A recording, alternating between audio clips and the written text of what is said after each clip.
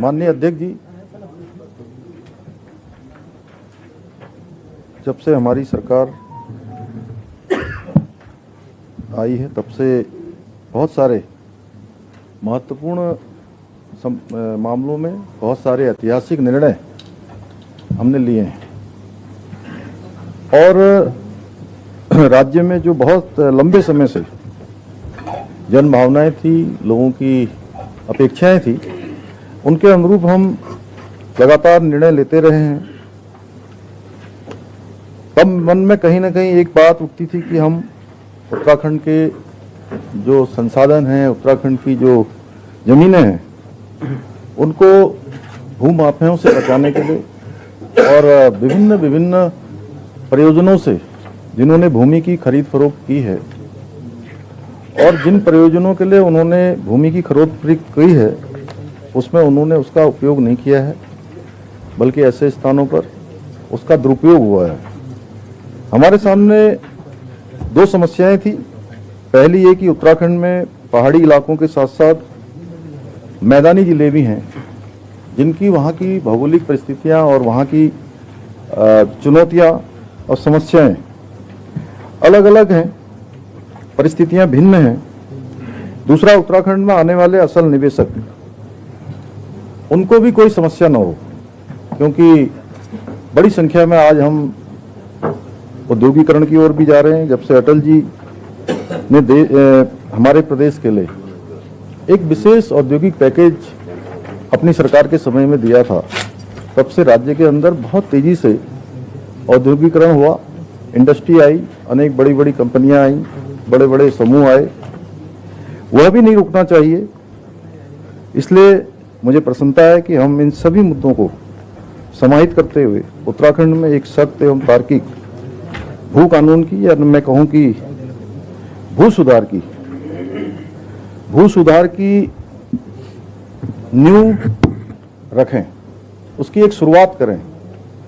कोई ये यहाँ पर जो हम शुरुआत कर रहे हैं, ये यहाँ पर कोई इसका समापन नहीं हो रहा है। ये भू प्रबंधन है एवं भू सुधार है, जिसको अनवरत रूप से हमने आगे बढ़ाना है। और जब भी हम कोई कानून बनाते हैं, कोई ऐतिहासिक निर्णय लेते हैं, हम लोकतांत्रिक मूल्यों पर विश्वास रखने वाले हैं और सबकी भावनाओं के अनुरूप उस पर हमेशा हम काम करते हैं। और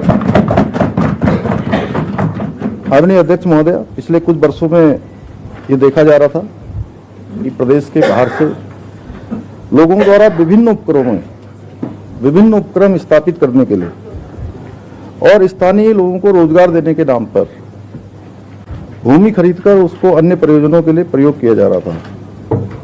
अब ये भू प्रबंधन एवं भू सुधार, ये कानून बनने के पश्चात न केवल इस पर लगाम लगेगी, बल्कि उत्तराखंड में अपने उद्योग स्थापित करने वाले जो असल निवेशक हैं और भू माफिया हैं के बीच को अंतर को पहचानने में भी हमको सफलता मिलेगी।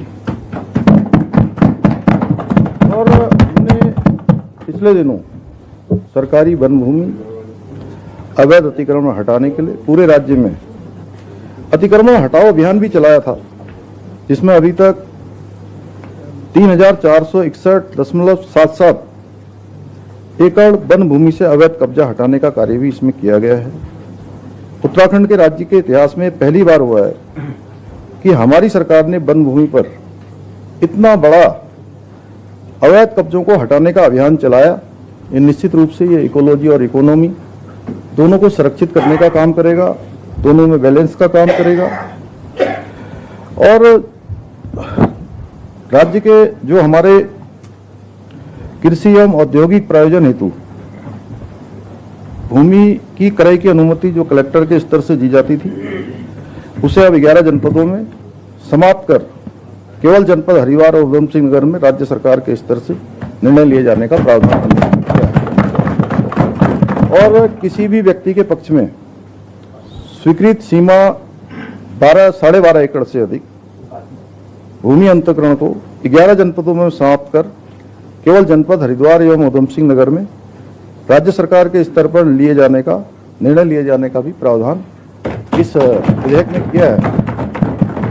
आवासीय प्रयोजन हेतु 250 वर्ग मीटर भूमि क्रय हेतु शपथ पत्र अनिवार्य कर दिया गया है और शपथ पत्र असत्य पाए जाने पर भूमि राज्य सरकार में निहित की जाएगी। सूक्ष्म लघु एवं मध्यम उद्योगों के अंतर्गत थ्रस्ट ट्रैक्टर एवं अधिसूचित खसरा नंबरों में भूमि क्रय की अनुमति जो कलेक्टर के स्तर से दी जाती थी उसे समाप्त कर राज्य सरकार के स्तर पर अनुमति का प्रावधान किया गया। औद्योगिक, चिकित्सा, शिक्षा, सांस्कृतिक, पर्यटन, किफायती आवास, खेल प्रयोजनों हेतु भूमि प्रयोजन के अनुसार भूमि क्रय की सीमा के संबंध में संबंधित प्रशासकीय विभाग द्वारा प्रदान किए जाने वाले भूमि अनिवार्यता प्रमाण पत्र यानी लैंड एसेंशियलिटी सर्टिफिकेट के साथ ही अब भूमि क्रय की अनुमति का प्रावधान किया गया है। मैं विस्तार से थोड़ा बताऊं तो यह है कि पहले बहुत सारे लोग ये कहते थे कि हम बहुत बड़ी इंडस्ट्री लगाएंगे, कोई बहुत बड़ा अस्पताल खोलेंगे, बहुत बड़ा शिक्षा का संस्थान खोलेंगे, लोगों को रोजगार देंगे। लेकिन अनुमानतः बहुत सारे मामलों में बाद में ये मामले आए कि जिस प्रयोजन के लिए उन्होंने भूमि क्रय की थी या जो बताकर भूमि क्रय की थी उस पर उसका उन्होंने उस प्रकार से काम नहीं किया और ऐसे मामलों में भी हमने कार्रवाई भी की है। अभी तो भूमि सुधार का अभी कानून आया ही है हमारा, लेकिन ऐसे मामलों में हमने अभी तक उद्योग, शिक्षा, पर्यटन, चिकित्सा, कृषि, औद्यानिकी हेतु कुल 1883 अनुमति शासन और जिलाधिकारी स्तर से दी गई है, जिनमें 2003 से लेकर अब तक 1718.89 हेक्टेयर भूमि अभी सम्मिलित है। इसमें उद्योग, शिक्षा, पर्यटन, चिकित्सा, कृषि, औद्यानिकी और आवासीय प्रयोजनों हेतु क्रय की भूमि में से कुल 599 मामले इस भूमि जो कानून था उसके उल्लंघन के पाए गए, जिसमें 572 मामलों में न्यायालय में बात दायर किए गए हैं। उल्लंघन होने पर कुल 9.47 हेक्टेयर भूमि राज्य सरकार में अभी तक निहित भी की गई, जिसमें चमोली जिले में कुल 8 अनुमतियां दी गई थी, जिसमें उल्लंघन 4 पाए गए थे, जिसमें उसके सापेक्ष 3 पर बात किया गया है। चंपावत में 3 मामले ऐसे थे अनुमति के, यहाँ कोई बात नहीं है। अल्मोड़ा में 111 मामले थे, अनुमतियां दी गई थी, जिसमें से उल्लंघन की संख्या 40 थी, जिसमें 3 को निस्तारित कर दिया गया, 31 बाद न्यायालय में है।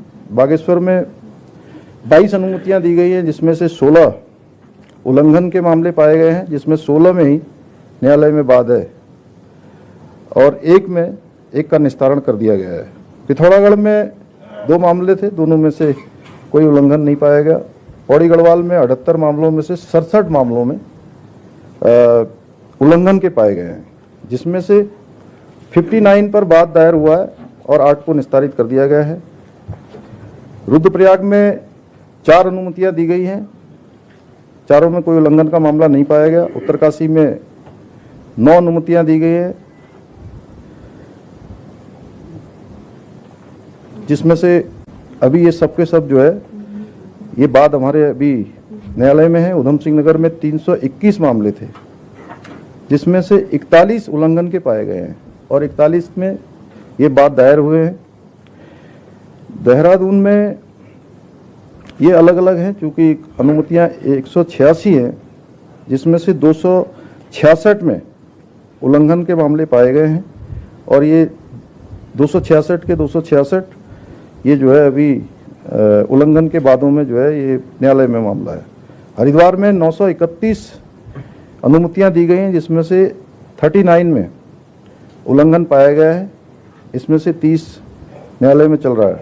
नैनीताल में 157 में से 95 में उल्लंघन के मामले पाए गए हैं और 95 के 95 ही बाद न्यायालय में है।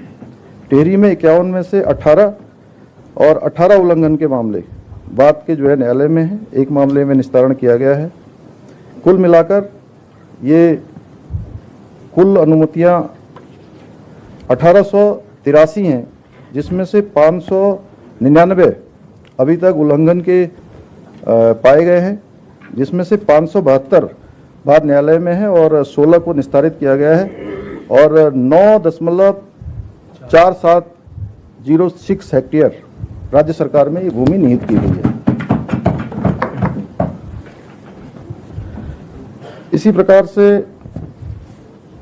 कृषि, बागवानी, मत्स्य पालन प्रयोजन हेतु किसी संस्था, फर्म, सोसाइटी इत्यादि को पट्टे पर 30 वर्ष के लिए अधिकतम 30 एकड़ तक भूमि देने का ले तथा ऐसे पट्टों को बढ़ावा देने के मॉडल लीजिंग ड्राफ्ट उपलब्ध कराया जाएगा। भूमि क्रय संबंधी उल्लंघनों के मामलों के शीघ्र निस्तारण हेतु परगनाधिकारी को प्राधिकृत किया गया है। ऐसे जो हम ये कानून लेकर आए हैं भूमि सुधार का, इसमें हमने एक लंबी प्रक्रिया भी अपनाई है। पिछले सत्र से ये बात हमारी तेजी से चली, लेकिन उससे पहले सुभाष कुमार जी की अध्यक्षता में एक समिति ने काम किया। उन्होंने अपना प्रारूप तैयार किया। उसके बाद हमारी मुख्य सचिव महोदया ने भी जो है इस पर अनेक स्थानों पर हितधारकों से, हमारे जो भी स्टेक होल्डर्स थे, उन सभी स्टेक होल्डरों से बात की है। और मैंने भी स्वयं जो हमारी ग्रीष्मकालीन राजधानी है, वहाँ राजधानी में हमारे विभिन्न क्षेत्रों के जो विशेषज्ञ थे, अनुभवी लोग थे, जिन्होंने प्रशासनिक स्तरों पर, सामाजिक स्तरों पर अनेक सारी उपलब्धियां, विशेषताएं जिनको प्राप्त हैं, अनेक अनुभव प्राप्त हैं, उन सभी के साथ हमने बैठक करी। और बैठक करने के बाद जिलाधिकारियों के स्तर से भी, सभी परगनाओं के स्तर पर, उप जिलाधिकारियों के स्तर पर भी इस पर सुझाव लिए गए और जो सुझाव आए हैं उन सुझावों के अनुरूप इसको बनाया गया है। इसके पीछे हेतु है कि यहाँ की जन भावनाएं और यहाँ के लोगों के अधिकार, और जो बार बार हम कहते हैं कि देवभूमि का मूल स्वरूप, ये देवभूमि का मूल स्वरूप किसी भी कीमत पर खराब नहीं होना चाहिए, इसमें न्यूनता नहीं आनी चाहिए। यहाँ के मूल अस्तित्व को बचाने के लिए जो पूरे देश दुनिया के अंदर हम कहीं भी जाते हैं और हम लोगों से कहते हैं कि अगर हम उत्तराखंड से आए हैं, आप सब में से भी, मैं किसी राजनीतिक दल की बात भी नहीं करता हूँ, इधर उधर की बात नहीं करता, पक्ष विपक्ष की बात नहीं करता हूँ, कोई भी जाए, हम कहीं आप जाते हो, काजी भाई आप भी कहीं जाएंगे और कहेंगे मैं उत्तराखंड से आया हूँ, तो लोगों का एक भाव बदल जाता है कि उत्तराखंड का आया है, देवों के नजदीक का है, सच्चा होगा, अच्छा होगा, ईमानदार होगा और शुद्ध होगा, सुंदर भी होगा। तो इस प्रकार का भाव पूरी देश दुनिया का हमारे लिए है, वो मूल स्वरूप हमारा बना रहना चाहिए। तेजी से जो राज्य का हमारा एक डेमोग्राफिक चेंज भी आया है और अभी हमने प्रवासियों के जो सम्मेलन किए, बड़े स्तर पर देश और दुनिया के अंदर प्रवासियों के बीच में जाने का मुझे अवसर मिला। सबकी मैंने भावनाएं जानी। रहते हैं यहाँ से 7 समुंदर दूर, लेकिन उनके मन में अपना पैतृक राज्य बसा हुआ है।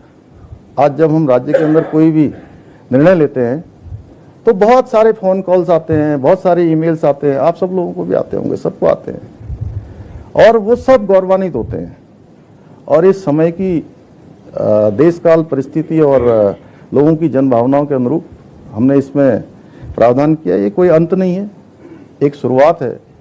और इसीलिए हमने, चूंकि जब हम इस पर लोगों की राय ले रहे थे तो उधम सिंह नगर और जनपद हरिद्वार के लोगों ने वहाँ की भौगोलिक परिस्थितियों के अनुरूप, वहाँ का जो हमारा बहुत तेजी से बढ़ता हुआ निवेश है, उद्योग है, उस पर भी कोई रोक न लगे, वो भी हमारा न्यून नहीं होना चाहिए, वह भी हमारा बना रहना चाहिए, क्योंकि रोजगार का सृजन होगा। अभी प्रेम भाई कह रहे थे कि जीएसटी काउंसिल में जब वे गए थे तो प्रत्येक वर्ष जो है 5-5 हजार करोड़ का हमको जो है जो एक ग्रांट मिलता था, वो हमारा धीरे धीरे भारत सरकार ने आत्मनिर्भरता के लिए हम लोग खड़े हों उस दिशा में, तो ग्रांट सभी राज्यों की बंद हुई।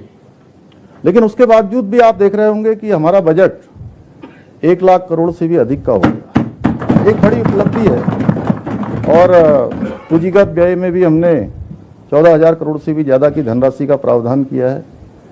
और यहीं बगल में आप देख लीजिए, हमारे राज्य के बगल में हमारे पड़ोसी राज्य हिमाचल में आज किस प्रकार की चुनौतियां वहाँ के लोगों को सामना करना पड़ रहा है।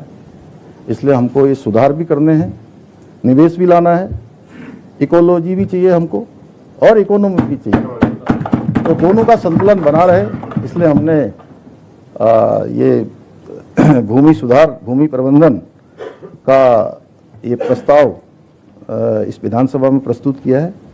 मैं चाहूँगा कि इसको सर्वसम्मति से इसको पारित कर दिया जाए, क्योंकि इसमें मुझे लगता है आप सबको भी कोई आपत्ति नहीं होनी चाहिए। बहुत बहुत धन्यवाद। माननीय नेता प्रतिपक्ष।